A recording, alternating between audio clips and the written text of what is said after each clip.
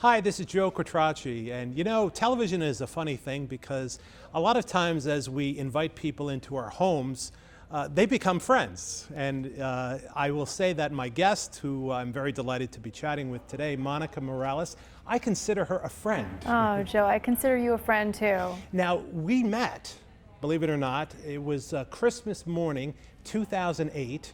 I got a phone call, and as I tell my family and friends, you are one of the few people who I will sacrifice my Christmas morning to come out and meet. And you did a wonderful story about good counsel. At that time, you were working for Channel 4 in New York. Yes. And subsequent to that, you've done wonderful work for PIX11, WPIX in New York City as well. And you have done such awesome work that we're here at the Ball for Life. It's an annual event by Good Counsel, and you were honored tonight. I am so honored to be here, and I'm a big fan of Good Counsel and all the work that you guys do. I can't say enough. I fell in love with you guys at the first story, and then obviously we've been doing a lot of stories, and I hope we do a lot of stories in the future. I really do, because I believe in the work you guys do. Yeah. I'm a mom. I have to believe in the work that you guys do. And it's a wonderful thing. The Ball for Life, we've traditionally put it on Mother's Day weekend. It's perfect. So it's a great time. Now, I've been doing some research on you because I consider you a friend. You're in my living room all the time. You don't know that you're in my living room, but that's the way television is. You know, it's such a great medium that you really connect with the people. She's been sleeping here every night, a park bench, for the past 3 weeks now. And the work that you do, Monica making it happen, you know, on PIX11, you connect with so many people, so many communities. Can you talk about, you know, what went on inside your heart? What inspired you to not just do one story on Good Counsel, but you've done a whole series. How has Good Counsel touched you? You know, I have to say, it really is about Chris Bell saying yes when I called him and I needed help for a woman named Jessica so many years ago. Whenever a woman calls, if she's pregnant, needs a place to stay, we just say yes. And I wasn't doing advocacy journalism is what we call it, helping people. I was doing general assignment reporting, you know, fires, homicides, you know, general assignment.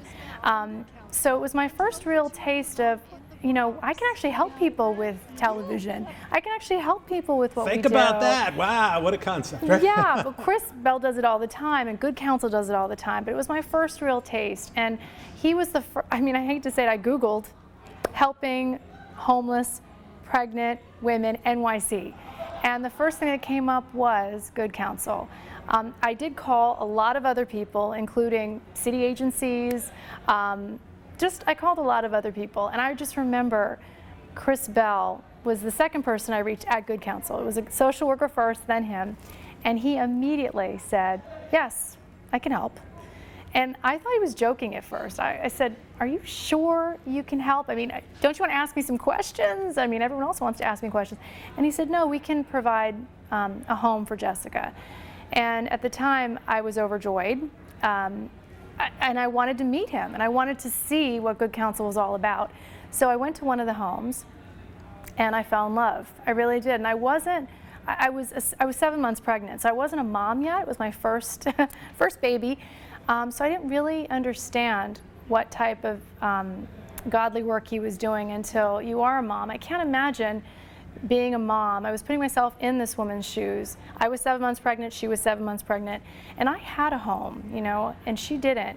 And to have that desperation and that need, and for someone like Chris and an organization like Good Counsel to just say yes in 20 seconds, not a year, not 6 months, because you know what? A lot of things could change in 6 months and in a year. A woman's mind can change. A lot of bad things can happen. So I think what Chris did was change the trajectory of her life and give her a life. She now has a career. I think she has another baby. We have to do a follow-up on Jessica because everyone asks me, how is Jessica? And after that, I went to the morning show, but now I'm doing this advocacy journalism, and I really have to credit Good Counsel as one of the first organizations that really planted the seed for me to want to help people, and also just being a mom, watching what the magic that Good Counsel does on a daily basis. You have to go to the homes to understand, to see the babies that are being fed. I remember one baby, I walked into the Bronx home, several times I've been there now, and I always want to see the babies because I love babies. As a mom, you just love the smell, you just want to eat them. So when you walk in, you see so many caregivers taking care of the babies, but there was one little boy that was sleeping on the floor, and he was like looking at me with one eye open, like, and I was like, I see you, I see you. And it's just a loving feeling to be surrounded by these babies that are loved and have a place to stay. It's not always the case. So it makes me feel good whenever I walk into a Good Counsel home. I feel good, you know, immediately. Excellent. Now you're in a very good position because, as you say, you can do advocacy. Yeah, yeah. Which, now how rare is that in your business? It's rare. There's only a few of us that do that. And it's actually not even a category, really. And I've had people say to me, are you a journalist or a social worker? And I have to say, a little bit of both. I'm a mom, I care, and I know Chris is as a father. I know a lot of these social workers in Good Counsel homes are moms themselves, and they've been there. That's what I love too, is a lot of the people that work at Good Counsel have been there too. And I don't know how you find these people, but they're gems, and they are able to transmit not just the faith, but also the grit that it takes to survive in big cities like New York City. It's very hard. Absolutely. To be either a single working mom. And I know, because we are, but it's nice to have that support. And I'm so grateful. I know now I sound like a commercial, but I really love you guys so much. I really do. And we're very appreciative for all that you've done. Yeah. Now, I was doing some research on Monica Morales. Uh-oh. Uh-oh. I usually ask at least one bad question in some of these. Okay, great. I love it. I like bad questions. You like bad questions? Now, you went to the University of Miami. I did. And I was fascinated, getting a little personal here, but not only broadcast journalism, you have a degree, you studied psychology. I did. Wow. Now, why in the world would you study psychology? And the second part is, do you use it on the job? Yeah, such a good question. The double major actually was a requirement for mass communication, but I'm glad it was, because I really do think so much of what we do is in the mind, but also in the heart. There's no, I guess psychology isn't really focused on the heart, but really how the mind works and how our thinking really determines what we do. And so every day, I have to think positive thoughts. A lot of times the stories I do are so hopeless, and I'm sure you can relate to that at Good Counsel. So many of these stories are so hopeless. So you kind of have to have that power of positive thinking that comes from God, or whatever you choose to believe. And then make it happen. And I love the fact that my series is called Making It Happen, because you guys make it happen.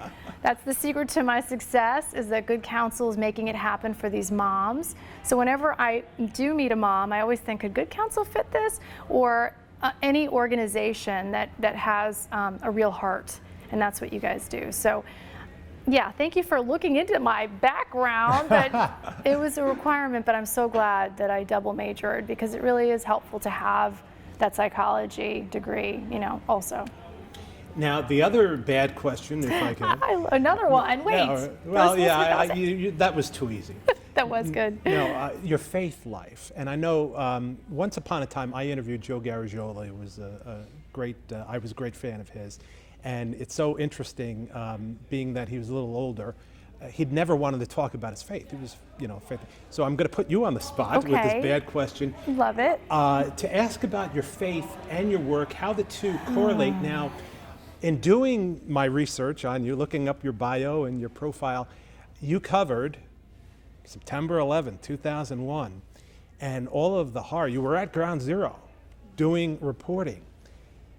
The first thought that came through my mind is, oh my gosh, did you really have to lean on your faith to get through that experience? Because it wasn't necessarily just that one experience, the horrific events of towers coming down and everything, but if you think about it, the aftermath and dealing with all of the horror stories that just go on and on and on, how did your faith have an effect on you in being able to handle covering something as terrible as 911? It's such a good question, and it kind of touches on what Chris Bell said tonight, which was about the don't be afraid. And that was one of our darkest moments as New Yorkers. And what I saw was a lot of faith in work, faith working, whether it was firefighters, police officers. I was so uplifted by the amount of service that was being done to save our city in that moment, and all the courage of politicians, but just average people coming and had nothing to do with it, wanted to help. And I was there, you know, pretty much nonstop. My sister brought me pajamas and a toothbrush because we were sleeping in our satellite trucks. But that was one of the worst stories I've ever covered. And you know, and every story can be quite depressing, because whether it's someone who needs a home, I do a lot of those stories, you know, personal tragedies. So every day there's a level of grief, and it is that spiritual element that we don't put on television, but you can feel. It's always that the undertone of the story. Like I feel like all of my stories, there is a spiritual component to it. People are like, oh, that was so touching when we just did a story on a man who needed his wheelchair to be fixed. And he broke down. He was fine until I said to him, you are like a prisoner in this chair. And he started to break down. And people were really touched by that. The fact that this big man, he was a very large man, in a wheelchair, was a prisoner in this chair, and no one was helping him. And obviously we got him the help. We fixed his chair. But it was this moment, the emotion, but also that opening up his heart and showing the fact that he needed help, and then helping him. There's God in there, you know, in every story there's God. And so whether it's that story or, you know, Good Counsel, needing a van, and just all these coincidences, I really believe God's always working behind the scenes, or even so just blatantly right there in your face.